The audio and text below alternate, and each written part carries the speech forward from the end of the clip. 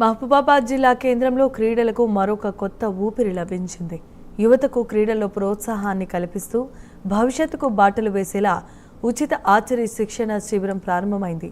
ACP Sadhula Sarangapani archery development board సభ్యుడు శంకరాయలు ఈ శిబిరాన్ని ప్రారంభించారు.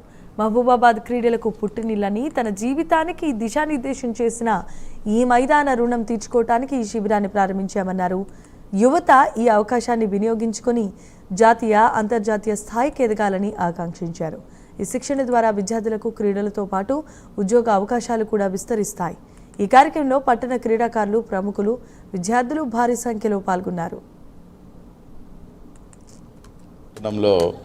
ఈరోజు ప్రారంభించే ఈ ఉచిత వేసవి ఆర్చరీ శిక్షణ శిబిరం అందరూ తెలంగాణలో ఉన్న మహబూబాబాద్ పట్టణంలోని బాలబాలికలందరూ వినియోగించుకోవాలని చెప్పి విజ్ఞప్తి. నేను మానుకోట వాస్తవ్యుడిని. ఇదే పాఠశాలలో ఇదే కళాశాలలో చదువుకొని తదుపరి పోలీస్ శాఖ లోపల ఉద్యోగం సంపాదించి నేను అసిస్టెంట్ కమిషనర్ ఆఫ్ పోలీస్గా వర్క్ చేస్తున్నాను.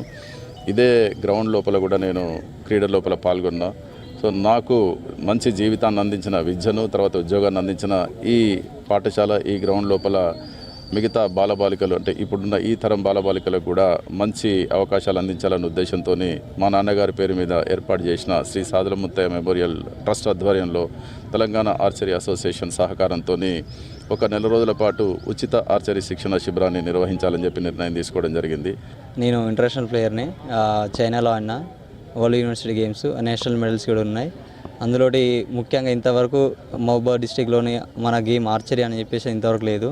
సార్ ఆధ్వర్యంలో మరియు పుట్టిశంకరయ్య సారు వాళ్ళు చేపిస్తున్నారు. నాలాంటి వాళ్ళు ఇంకా చాలామంది ఉన్నారు విద్యార్థులు, స్పోర్ట్స్ పర్సన్స్.